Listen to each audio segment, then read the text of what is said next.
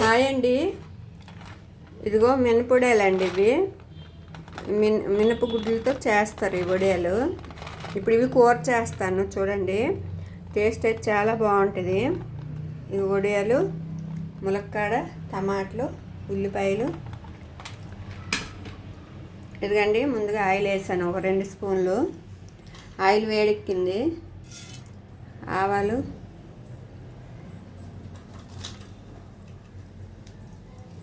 జీలకర్ర, ఉల్లిపాయలు,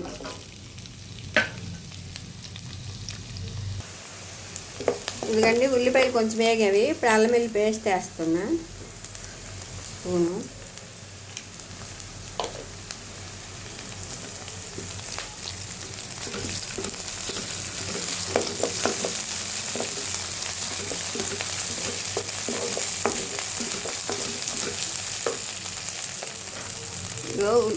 వడియాలు వేసాను ఇప్పుడు.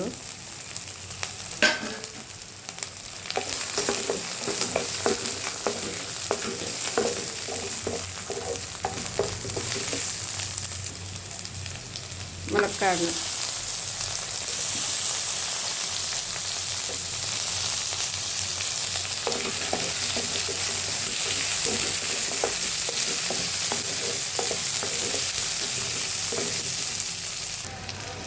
ఇదిగండి ఇప్పుడు వేగేవి. ఇప్పుడు పసుపు వేసుకోవాలి.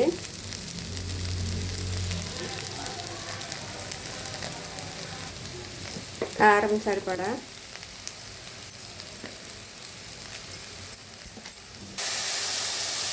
పసుపు కారం వేసానండి. అది వేగింది.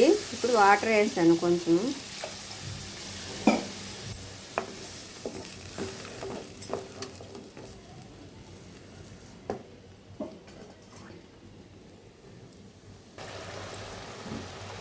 ఇదిగండి టమాటాలు వేయాలి ఇప్పుడు. నేనైతే ఉడకబెట్టిస్తానండి. ఉడకబెడితే ఇట్లా గ్రేవీ లెక్క వస్తుందని. డైరెక్ట్ అయినా వేయచ్చు. ఇవి వేయాలి. ఇట్లా టమాటా ఉడకబెడితే మొత్తము ఈ తొక్కలు ఇదంతా తీసేవచ్చని ఇలాగే ఉడకబెట్టానండి. ఇదిగండి టమాటాలు వేస్తాను ఇప్పుడు. టమాటా వేస్తాను కదండి. ఇప్పుడు సరిపడా ఉప్పు వేసుకోవాలి.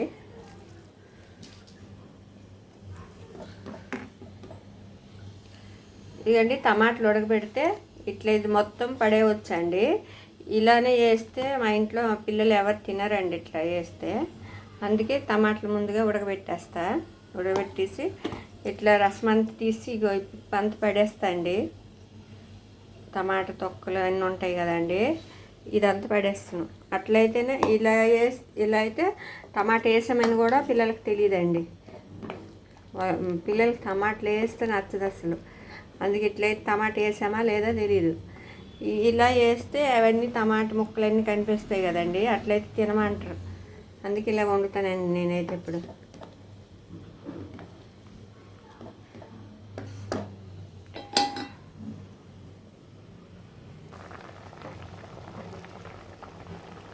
ఇదిగండి ఇది మసాలా పొడి అండి వేస్తున్నా.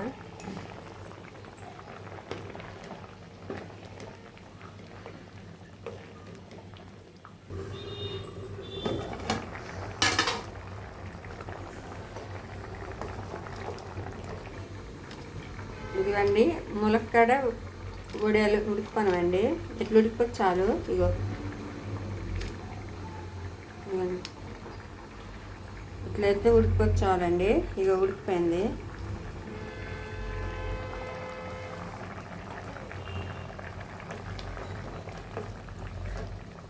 కొంచెం గ్రేవీ ఇలాగ ఉన్నా పర్లేదండి, బాగుంటుంది. ఇంకా చిక్కబడినా బాగుంటుందండి. రైస్లో కలుపుకోవాలి కదా. అంతేనండి.